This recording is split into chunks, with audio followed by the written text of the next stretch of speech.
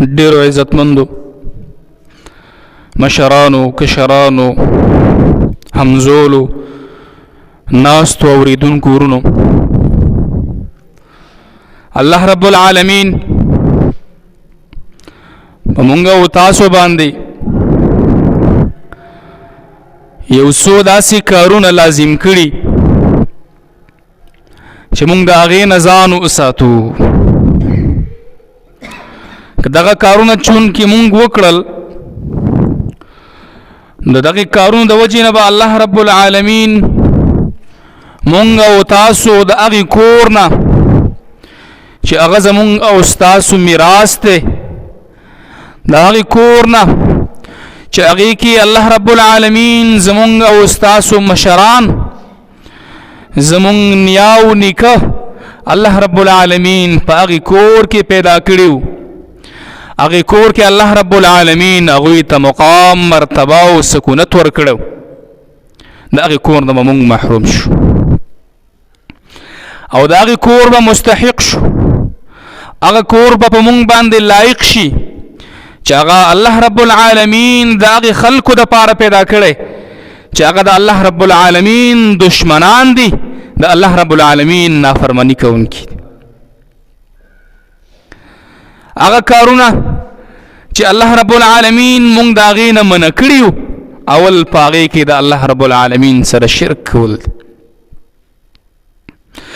شرک د الله رب العالمین سره د هغې په عباداتو کې، د هغې په توحید الالوهیت کې، توحید الربوبیت کې، توحید الاسماء والصفات کې د الله رب العالمین سره شریک ګرځول دي، د الله رب العالمین سره ملګری ګرځول دي. لکه که مونږ وګورو، مونږ په عامه معاشره کې دا وایو چې دا سړی زما شریکوال دی. نو د الله رب العالمین سره چې کله مونږ د الله په الوهیت کې، د الله په ربوبیت کې او د الله رب العالمین په اسماء او صفاتو کې مونږ کله څوک یوځای کړل، بیا مونږ د جهنم مستحق، بیا مونږ جنت ته نشو تللی. الله اکبر. که مونږ عبادت کوو د الله رب العالمین لپاره به کوو، که مونږ عبادت کوو زمونږ مقصد به په دغې بندګۍ کې د الله رب العالمین رضامندتیا وي. مونږ که عبادت کوو په هغه طریقو باندې به کوو کوم چې مونږ ته رسول الله صلی الله علیه وسلم ښودلې ده، او په هغه طریقه باندې به کوو چې هغه ثابته ده، مستنده ده، په عامو غیره خبرو پسې به مونږ نه ورځو. او دا دومره قبیح عمل دی چې د دې کار د وجې نه چې د الله رب العالمین دا ډېر زیات بدی شي، د دې دعوت دپاره چې دا بندگان چې ما پیدا کړي، د دې دپاره چې زما بندگی وکړي، الله رب العالمین 1,24,000 کم و بیش انبیاء را لېږلي د دې دپاره چې انبیاو زما ملګرو، زما استازو، زما د طرف نه لېږل شوي خلکو، دا خلک دې ته راوبلئ چې د الله رب العالمین بندګي وکړي، د دې ته راوبلئ چې د شرک نه بچ شي، باباګانو ته نه ځي، مزارونو ته نه ځي، د الله نه علاوه بل چاته تندی نه ښکته کوي، د الله نه علاوه بل چاته آواز نه کوي. نو الله انبیاء راولېږل، هغه انبیاو ته الله رب العالمین دا وویل چې ای انبیاو لاړ شئ، دې قومونو ته دا خبره وکړئ چې لا اله الا الله تفلحون، کلمه د توحید ووایئ، لا اله الا الله محمد رسول الله کلمه ووایئ، د دې دپاره چې تاسو کامیاب شئ. مقصد او غرض د الله رب العالمین صرف دا دی چې زه یو یم. الله وایي قل هو الله احد الله الصمد لم یلد ولم یولد ولم یکن له کفوا احد. الله دا خبره ولې کوي؟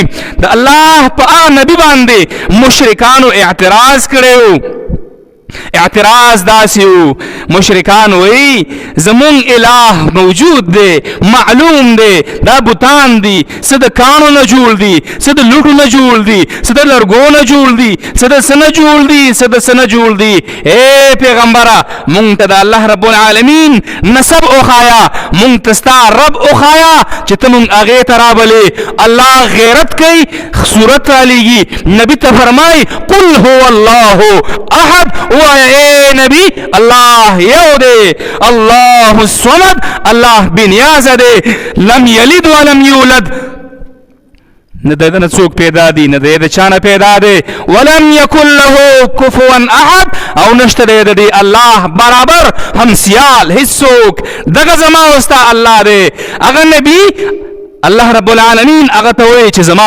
تعریف وکا رب ستاسو د صفات والا دی مونږ د شرک نه منې کړی شوي یو شرک واحد داسې ګناه ده چې الله رب العالمین دا ګناه نه بخي ان الله لا يغفر ان يشرك به ويغفر ما دون ذلك لمن يشاء الله اعلان کوي دا خبره کوي چې ادم بچو زما بندگانو زما غلامانو وره دا خبره فرمان الهی دی الله وی ان الله یقینا الله چې لا يغفر اس کله بخنه نه کوي هغه چاته چې د الله رب العالمین سره شریک ګرځولې ويغفر ما دون ذلك لمن يشاء الله رب العالمین بخنه کوي د ګناهونو د ظلمونو د هر هغه کار چې هغه تا کړی دی الله به درته وبخي خو یو داسې عمل دی یو داسې صفت دی چې الله د دې بخنه کوونکې نه دی قطعي فیصله الله رب العالمین کړې ده چې چا ما سره شرک کړی دغه انسان د بخلو لایق نه دی دا به الله رب العالمین نه بخي مونږ په هر یو کار کې د الله رب العالمین سره شریکان ګرځولي مونږ هر یو د خپل وس مطابق د کم علمۍ د وجې د الله رب العالمین سره باباګان ګرځولي دي الله اکبر دا څومره خطرناکه خبره ده یا لکه پښتنو مونږ نه وایو چې د ننکو والا ځان له بابا دی مونږ وایو که نه چې اولاد ورکوونکي هغه بابا دی دلته اوسېږي یاره رزق ورکوونکي هغه بل بابا دی نه نه دا خبره ګورئ مکمله خطا ده د دې مونږ اقرار کوو په دې ژبه باندې چې زما او ستا پرې خوله کې ده پنځه وخته الله سره مونږ وعده کوو چې الله مونږ به بندګي ستا کوو مونږ به منښت هم تا ته کوو مونږ به اواز هم تا ته کوو که تا نه هیر وي زه به رایات کم تا ته ته دا نه وایې چې ایاک نعبدو و ایاک نستعین په پنځه وخت لمونځ کې ته دا اواز کې هغه رکعتونه ته وشماره څلور د سحر دي لس د لماسپښین دي څلور د مازدیګر دي پنځه د ماښام دي 9 رکعاته خلک د ماسخوتن کوي په دې رکعتونو کې مونږ دا وایو چې ایاک نعبدو و ایاک نستعین الله خاص تا بندگی کوو بل چاته دا تندې نه ښکته کوم بل چا نه نه غواړم الله حواس چې کومه منښته چې کوم ستا نه کوم بل څوک د ورکړې والا د منع کولو والا نشته دی نو بیا هم زما او ستا نه دا خبره یېري دا چې کله مونږ باندې تکلیف راشي یاره جي هغه پلانکې ملک صاحب شته که نه د الله نه علاوه مونږ ډایرکټ مخلوق ته نظر راځي دا د ایمان کمزوري ده یا لکه دغه پلانکې به څه وکړي خو ته هم د غوښې نه جوړ او هغه هم د غوښې نه جوړ دی الله سره رابطه ولې نه جوړوئ ډایرکټ کنیکشن محترمو دا قبیح صفت چې په چا کې راغلی دا د جنت والا نشي ګرځېدی دا د جنت مستحق نه دی کوم صفت د الله سره شریک ګرځول شریک په دې دعوت کې او د دې چغې دپاره الله رب العالمین چې د انبیا رالیږلي ګورې سوچ وکئ د دې دپاره بهترین نبي نوح علیه السلام راغله چې 900 کاله تبلیغ کړي دعوت کړي او دا خبره قوم ته کړي دا چې یا قومي قولوا لا اله الا الله تفلحون. اے زما قومه، اے هغه قومه چې تاسو نه يم، تاسو زمانه هغه کلمه توحید اوه چې نشته لایق د بندګۍ سوا د الله نه. الله یو دی، شریک نه لري. باباګان، پیران، مزارونه دا د منښتو والا دا هیڅ یو کار نشي کولی مګر کار کوونکی یو دی، هغه یو دی، یو به او دا نور چې څه دي دا ختمېدونکي دي. د هغې نه پس بیا الله نور انبیا رالیږلي دي. تاسو سوچ وکئ، موسی علیه السلام، ابراهیم علیه السلام، عیسی علیه السلام او زمونږ او ستاسو خوږ پیغمبر محمد رسول الله صلی الله علیه وسلم راغلی، هغې تکلیف برداشت کړی دی، خلکو په کاڼو باندې ویشتی دی صرف د دې د وجې نه چې هغې خپل قوم ته ویلو چې ای زما قومه، ای قریشو، ای زما د تره بچو، صرف توحید کلمه ووایه. دا په دې کعبه کې دننه چې کوم بوتان دي 360 دا هیڅ کارونه نشي کولی. دا عزا پیرئ، دا لات منات دا هیڅ نشي کولی. کار کوونکی یو دی، د هغې الله بندګي وکړئ. هغه راپاڅېدل، پیغمبر په کاڼو باندې وویشتو، پیغمبر یې زخمي کو، د پیغمبر نه وینې لاړې. هغه قوم راپاڅېدو، د پیغمبر په خلاف باندې هغه خلک راپاڅېدل، د پیغمبر غاښونه یې زخمیان کړه، د پیغمبر ملګري شهیدان کړه، د پیغمبر لوریانې طلاق کړې. خو پیغمبر بیا هم وایي چې زما قومه د اور نه بچ کوم، د جنت والا هم ګرځوم. کلمه د توحید ووایئ، دا شرکیات، دا فضولیات دا پرېږدئ. هغه قوم چې کوم د منلو والا وې منله، نن هغه بهترین خلک دي مونږ چې نوم اخلو رضی الله عنه ورسره وایو. او چې چا ونه منله الله رب العالمین جهنم ته بوتلل. بار بار الله رب العالمین د هغوی تذکره کړې ده، د هغې غټو کافرو چې هغې د نبي صلی الله علیه وسلم مقابله کړې وه. نو دا یو قبیح صفت دی، باید د دې نه موږ ځان وساتو. دانسته غیر دانسته طریقې سره کله کله مونږ کې دا شی راځي. که مونږ سوچ وکړو، ګورئ تاسو زمونږ په کورونو کې چې د بوډایګانې د ډېرو عمر والا اکثر دوی خبره کوي عادت شوي په دې باندې که خپې وښویېدي یا پیره بابا راورسي یا کاکا صاحب راورسي. هلکه کاکا صاحب باندې دومره خاورې پرتې دي، هغه چېرته رسېدی شي؟ من خاوره په تا پیړولې ده، بیا دې پې مزار جوړ کړی، نه شي را رسېدی. یا مونږ هغې ته آواز وکړو چې پلانکې شی راکړي. الله وایي زما دې بندګانو ته ووایي چې الله تاسو ته د مرۍ د ډیرک نه ډېر نږدې دی. ستا په زړه کې چې کومه خبره تېرېږي الله یې پوهېږي په هغې باندې زما دا بنده څه غواړي.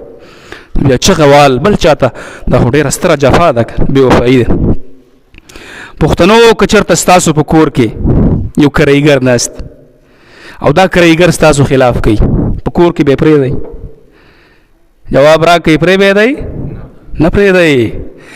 مونږ د الله رب العالمین کرایګري غلامان یو. دا دنیا د الله، مونږ د الله، هر څه د الله. نو هغه الله ما او تا شریک ګرځو، د الله به مونږ پرېږدي؟ نه مو پرېږدي. خو الله ډېر غیرتي ذات دی، په خپل بنده باندې ډېر زیات خفه کېږي، صبر کوي مونږ ته. نو دا شی د ځان نه لرې کړي. دا هغه قبیح صفت دی چې د دې وجې نه انسان جهنم ته ځي، د جنت مستحق دا نشي ګرځېدی. دویم هغه صفت چې د هغې د وجې نه انسان جهنم ته زی چې دا صفات په دې کې وي، او که چېرته دغه صفات په دې کې نه وي نو بیا الله رب العالمین دا جنت ته بوځي. هغه کم یو دی؟ هغه 3 کارونه دي. رسول الله صلی الله علیه وسلم فرمایي 3 داسې کارونه دي، 3 داسې خلک دي چې دغه کارونه کوي لا يدخلون الجنة، هیڅکله هم جنت ته نشي داخلېدلی. کم دي؟ مدمن الخمر، نشي انسان، الله اکبر، نشئی انسان چې نشه کوي. یلکه اوس به دا خلک وایي چې دا نسوار په دې نشه کې نه راځي او سګرټ هم پکې نه راځي.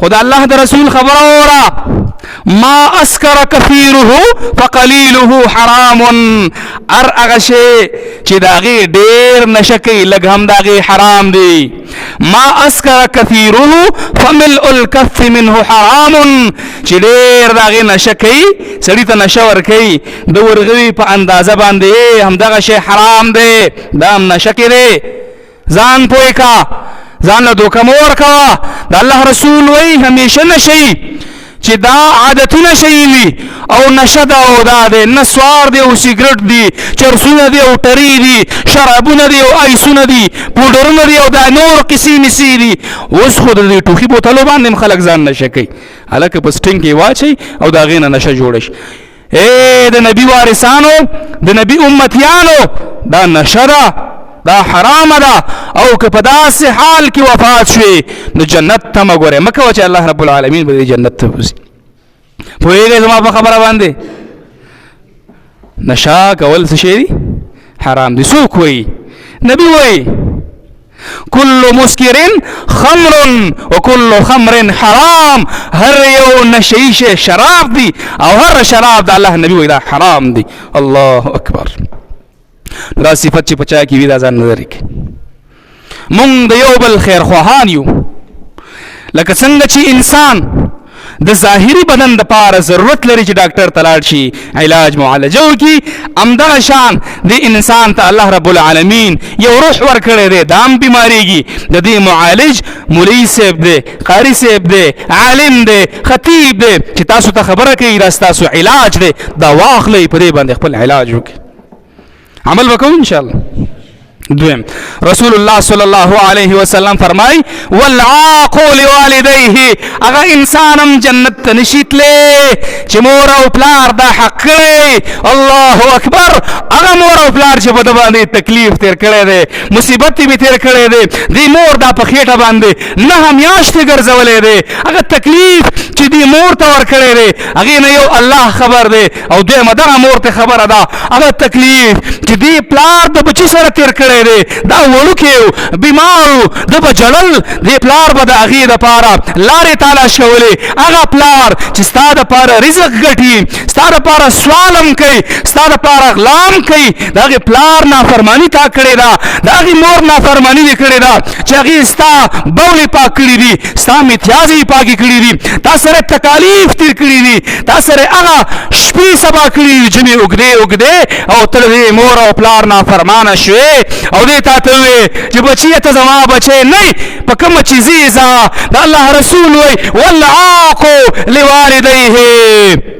دغه انسان هم جنت ته نشي تللی الله اکبر پوهېږئ پښتنو په خبره باندې کوم سړی جنت ته نشي تللی چې مور او پلار یې حق د ځان نه یو خبره اورئ نن سبا ورته مشران هم سیاسي شوي دي کله کله د جهاد دپاره بچي حق کی نه ګوره دغه طریقې به پکې نه جنګ جګړه به پکې نه وي چې یاره د تا نه خپل حق غواړي او ته نه ورکړي نه د قصې به پکې نه وي شرعي ناروا کوي بچی دی ګنده دی ګناهګار دی نافرمانه دی لمونځ نه کوي همدغه شان ستا خیال نه ساتي شرعي طور باندې ګناهګار دی که مور او پلار حق کړې نو والله جنت بیا په سترګو باندې ګوره نشي لیدلی دا د رسول الله صلی الله علیه وسلم احادیث دي که چا په کاري ځای ورکړم ګپ نه دی ګوره د ملا خبرې نه دي د نبي خبرې دي او د نبي خبرې د چا خبرې د الله خبرې ولې هغه چا رالیږلې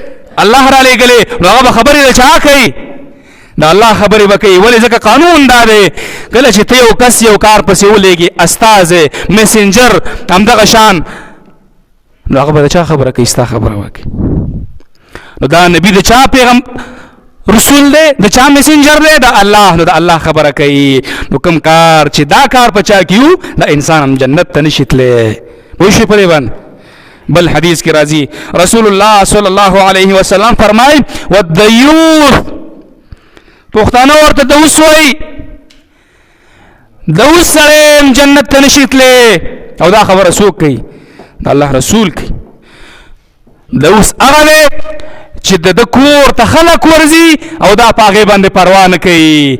زمونږ پښتانه د هغې دپاره د هرې علاقې خپل الفاظ یي، ډېر تفصیل سره په دې خبره باندې نه ځم ځکه چې لاسپیکر لګېدلی او بیا په دې مجلس کې ناست خلک څه ماشومان دي او څه داسې دي چې دا به نه پوهېږي. لنډې واورئ، هغه سړی چې هغه دیوس وي دا انسان هم جنت ته نشي داخلېدلی. دا څوک وایي؟ دا رسول الله صلی الله علیه وسلم. یخ کېنئ پښتنو، یخ تپوس به کوم په آخره کې ورئ چې ما څه ویلي دي، کمې خبرې مې کړي تپوس به کوم. صحیح ده انشاءالله. بل صفت رسول الله صلی الله علیه وسلم فرمایي چې دا صفت په چا کې راغلی دا انسان هم جنت ته نشي داخلولی. پښتنو دا صفت په موږ کې موجود دی، ډېر په کثرت کې را سره دی دا صفت. علماء کې مشته، قاریانو کې مشته، حاجی صاحبانو کې مشته، ملکانو کې مشته، په ښځو کې مشته، په سړو کې مشته. دا الله رسول فرمایي لا يدخل الجنة قاطع.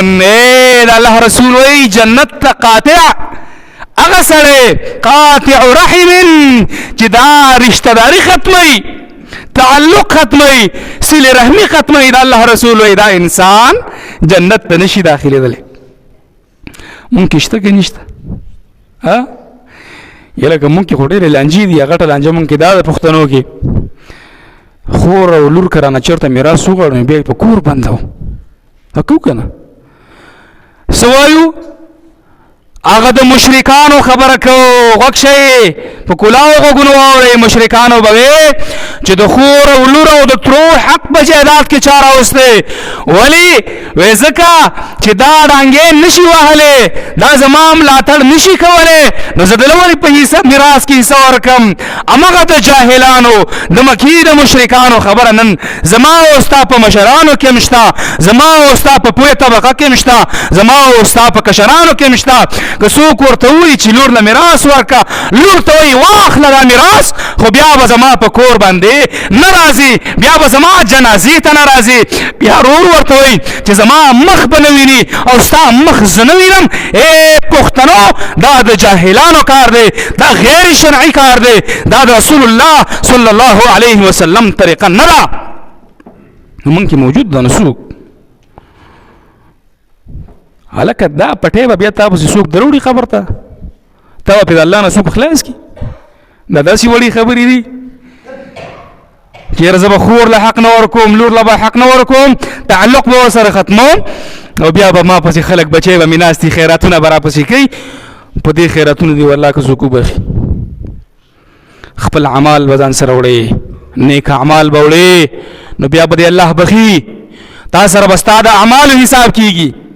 تا د چا په کارونو باندې په خیراتونو باندې الله ګورې نه بخي. که ستا دا سوچي چې زه به ګنهګار لاړ شم او زما بچی ما پسې خیراتونه کوي. پښتنو که تاسو څوک لیدلي چې د الله د رضا دپاره چا پسې خیرات کړی خو ما ته ووایې ما نه دي لیدلي، دا خیراتونه هم خلک د رواج دپاره کوي. یاره پلار مې وفات شوی دی، کلیوال به بیا وایي چې خیرات یې ورپسې ونه کړه، مور مې وفات شوې ده او خیرات یې پسې ونه کړو. دا نه وایي چې د الله رب العالمین د رضا دپاره یې کوم. داسې نه ده څه؟ دغه شی دی مونږ کې که د الله رسول وایي ګوره دا خلک هم جنت ته نه ځي، نشي داخلېدلی. کوم خلک چې هغه صله رحمي ختموي، تعلق ختموي. مونږ کې ډېرې زیاتې بګتې دي لکه د الله رسول وایي واورئ دا خبره سل من قطعکا. رشته داري د هغه چا سره وپاله چې څوک تا سره رشته داري پالي نه، تا سره رشته داري ختموي، هغه چا سره رشته داري وپاله. او څوک چې تا سره رشته داري پالي صله رحمي کوي نو هغه سره چې ته پالي دا خو یو قسم بدله ده، احسان دی. دې ته د الله رب العالمین ضرورت نشته دی، الله به اجر درکړي. خو دا مونږ د مخ د متازۍ دپاره یې کوو، د نوم دپاره یې کوو. یاره بس دا زما مړي ته راغلی و زم ورځم، زما ژوندي ته راغلی و زم ورځم، زما تپوس یې کړی و زه یم تپوس کوم، او زما بیمار له راغلی و زم ورځم. دا قصې ټولې مونږ کې د دې دپاره دي چې سبا راته څوک ونه وایي چې یاره زما مړي ته نه دی راغلی. د الله رب العالمین رضامندیا نشته دی. که یې راته ووایې شته څه؟ دا خبره ذهن کې واچوئ چې د الله رسول څه ویل لا يدخل الجنه قاطع. څوک هم رشته داري ختموي د یو بل سره تعلق ختمي، دا مې تربور دی، دا مې ترله ده، دا مې ورور دی، دا مې دشمن دی، دا سړی جنت ته څه کوي؟ ځي به نشي تللی. پوهېږئ په خبره باندې؟ بل هغه صفت، قبیح صفت چې مونږ او تاسو کې موجود دی چې دا انسان د جنت نه محرومه کوي. او هغه جنت الله اکبر که چېرته ژوند وو او بیا رالو، زه به تاسو ته بیا دغه جنت سم داسې په سترګو باندې دا وښایم چې دغه جنت کې زما او ستا دپاره څه دي. او دې جنت کې چې الله رب العالمین دا جنت تیار کړی، نو ولې یې تیار کړی دی؟ کوم داسې کارونه دي چې مونږ یې کوو د دې لپاره چې الله رب العالمین مونږ جنت ته بوځي. څلورم قبیح صفت، ګنده صفت، بیکاره صفت چې هغه په مونږ کې، نو دغه انسان جنت ته نشي داخلېدلی. دا خاص کر د زنانو سره تعلق ساتي. هغه څه حدیث کې راځي، رسول الله صلی الله علیه وسلم فرمایي هغه زنانه چې هغه د خاوند نه طلاق غواړي. څه شی غواړي؟ طلاق غواړي. طلاق خو پېژنئ که او په دې کې شرعي نقطه نگاه، شرعي داسې کار نه وي چې شریعت هغې ته اعتبار ورکړي چې د دې وجې نه دا ښځه د خاوند نه خلع اخیستی شي، خپله لاره ورسره پرې کولی شي، او دا ښځه وایي چې نه زه به د دې خاوند نه طلاق اخلم، نو د الله رسول وایي چې دا ښځه هم جنت ته نشي داخلېدلی. زمونږ په معاشره کې دا شی شته که نه؟ خاوند او د ښځې ژوند به روان وي، معمولي خبره باندې تاوتریخوالی راشي، نو بیا دا ښځه وایي چې ما ته طلاق راکړه، زه تا نه طلاق غواړم. نو اول خو به دې ته طلاق نه ورکولی کېږي، که بیا دې ته طلاق ورکوي د کلي مشر به موجود وي، عالم به موجود وي، ولیان به موجود وي، د هلک د کور نه د جینۍ د کور نه فیصله به کېږي، محکمې ته به خبره ځي، تپوس به کېږي چې شرعي عذر کم یو دی، شرعي نقصان کم یو دی چې طلاق غواړي. نو کله چې دوی فیصله وکړه بیا به ښځې ته خلع ورکړي، او که چېرته دا شی نه په عدالتونو ته بیا ځي، نو واورئ دا زنانه یې دا خبرې واوري چې دغه ښځه هېڅکله هم الله رب العالمین په خپل کور کې چې زما او ستا دپاره تیار کړی نشي وردننه کېدلی. دا دې په کلاو غوږونو باندې واوري، خپله زندګیانې تباه کوئ، ما خپل هغه زندګي چې هغه د سکون والا ده دا مه تباه کوئ. که تباه م وکړه والله بیا د چا تندي نه دي لګېدلي. او د سړو دپاره هم دا خبره ذهن کې واچو. خارجي خبره راله، هلکه کور دی نه دی برابر، بس دا هره ورځ د ډزو مار مه کوه، ځان له هم زړه مه خفه کوه، د نور مسلمانانو ته هم زړه مه خفه کوه، بس کور مو نه جوړېږي. فیصله وکئ، وخت ورکئ یو بل ته، جوړ بشي. که جوړ نشو نو الله رب العالمین طلاق را لېږلی دی دې دپاره. مونږ پښتانه بیا لږ ظلم کوو، ظالمان یو، ښځه بیا وتړو، نه طلاقوو او نه پرېږدو. نه نه، الله وایي که چېرته طلاق ورکوئ صحیح طریقې سره ورکړئ، احسان ورسره وکړئ، پرېږدوه، دا د الله بندي دی، الله به ورسره پوه شي. ظلم به نه کوئ په یو کار کې، ولې ځکه د ظلم نه موږ منع شوي یو. رسول الله صلی الله علیه وسلم فرمایي الظلم ظلمات یوم القیامه. ظلم ګورئ د قیامت د تیارو نه یو تیاره ده. الله اکبر. الله ظلم نه معاف کوي. ګورئ دا ولې نه معاف کوي؟ ځکه چې دا تعلق ساتي د حقوق العباد سره. حقوق دوه قسمه دي، دوه قسمه، یو د الله حق دی په بنده باندې، او بل د بنده حق دی په بنده باندې. الله غیرتی ذات دی، ډېر رحیم دی، لطیف دی، ودود دی، خپل هغه احکام درته معاف کوي چې بنده دی ما بخلی دی علاوه د شرک نه. خو ګوره د بنده حق بنده ته نه معاف کوي. ګوره ظلم په چا باندې مه کوئ، مه څوک مه چاله سپیړې ورکوئ، مه د چا نه څه نیسئ، مه چاته کنځلې کوئ. دا ټول ظلمونه دي. ګورئ الله رب العالمین دا ظلم نه معاف کوي. بیا به ما ته ډېر داسې ګرځو را ګرځو. الله وایي یوم یفر المرء من اخیه. داسې ورځ ده چې ورور به د ورور نه تښتي، خور به د خور نه تښتي، بچی به د پلار نه تښتي، بچی به د مور نه تښتي. د یو عمل په لټه کې به د یو نیکۍ په لټه کې به خدا به ورته نه میلاویږي. نن ورځ د نن حساب کتاب نشته، عمل وکړه د هغې ورځ دپاره او الله رب العالمین ته صفا ورشه. پوهېږئ پښتنو په خبره پوهېږئ که نه پوهېږئ؟ ما چې څه وویل په دې پوه شوئ که پوه نه شوئ؟